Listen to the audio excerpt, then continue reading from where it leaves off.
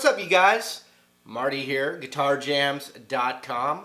Want to let you know I'm working real hard on a really big DVD set of soloing, how to solo, basically a building up from what I've taught you guys before. So in other words, filling up the pentatonic gaps that I haven't showed you yet, and then moving on to those modal scales, which give you that sophisticated, more melodic sound that a lot of people are requesting.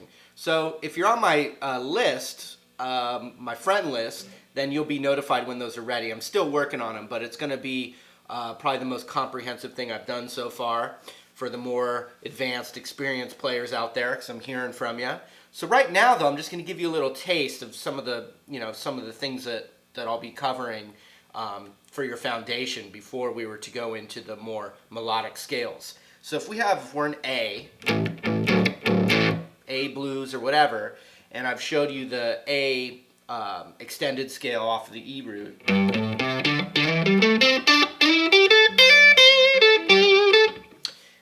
What I want to show you is a little spot right above that. And we've done it a little bit with this. I've taught this lick before.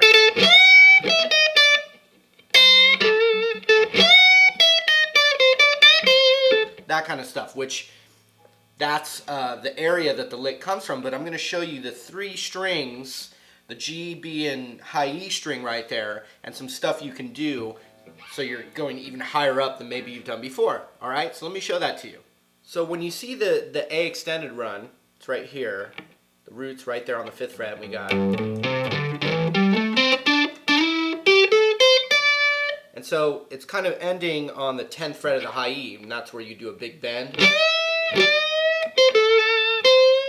Or the blues notes right here.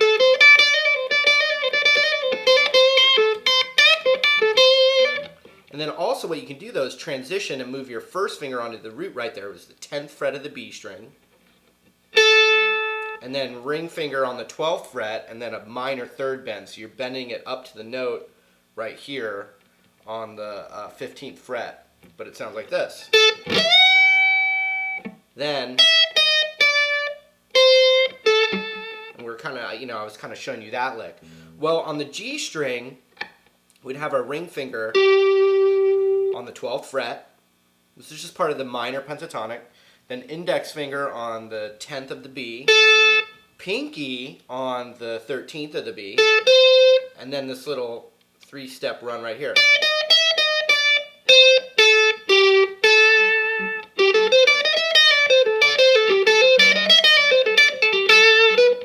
So there's a lot of really cool stuff right there. One, you can hammer on pull off from the 10 to the 11, like that, and then get your pinky to the 13 of the B, and that's a cool lick.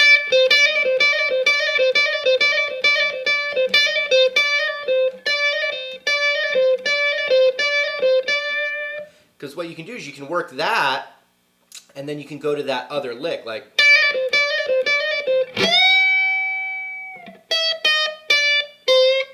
And now you're in part of the extended scale. But you could also go, now that we're learning this,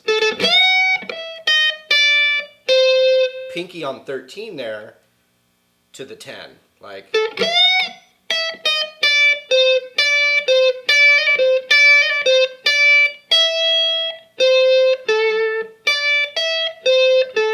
So 10, 12 on the high E, 13 on the B, 10 on the B.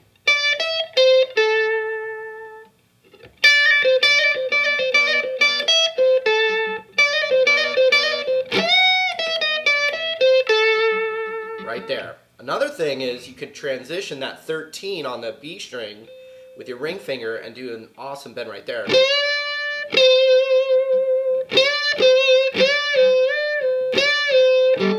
But then you just got to make sure you resolve it to the 10th fret on the B, not the 11th. You know what I mean? And then you always have 12 on the G. The other note on the G is actually a 9, so it's a weird switch right there.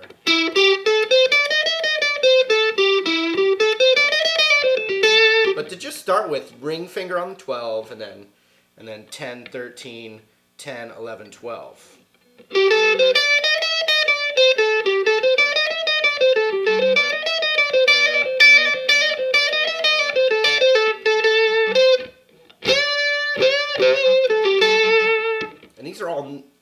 ideas that are outside of probably a lot of stuff you've already been doing.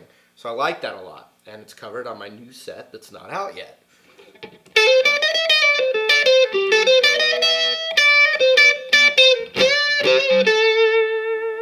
Then another thing you can do is you can switch, and in blues it happens a lot of music, switching with elements of the major pentatonic and the minor pentatonic, a contrast. So the major pentatonic bend is beautiful right here. All you do is instead of 13 on the B string, it's the 12 on the B string, and you bend this up, resolving to the root again. And then middle finger on the 11th instead of ring finger on the 12th. So it's like...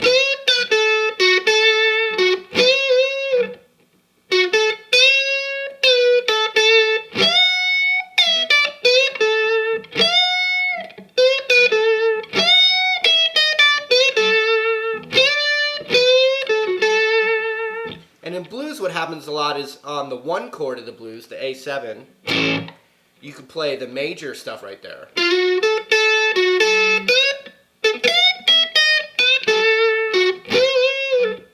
Then when it switches to the 4 chord, the D9 or D7, whatever, D, then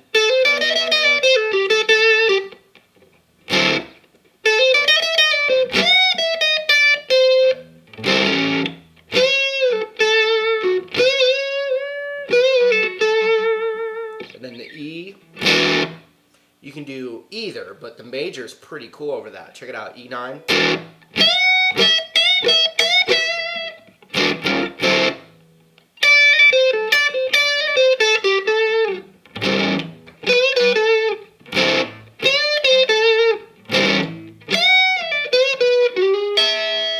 And then I just went to a little E7 triad, right, or E triad right there because it's an E chord.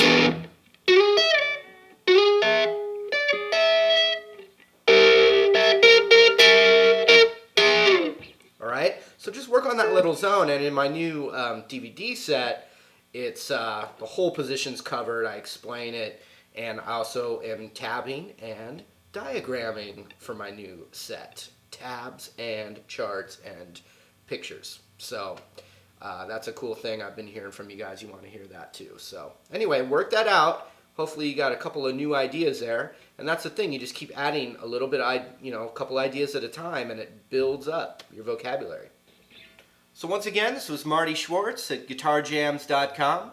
Come check out the site. I do have a Blues Domination DVD set that starts with beginner and works all the way up to intermediate solos.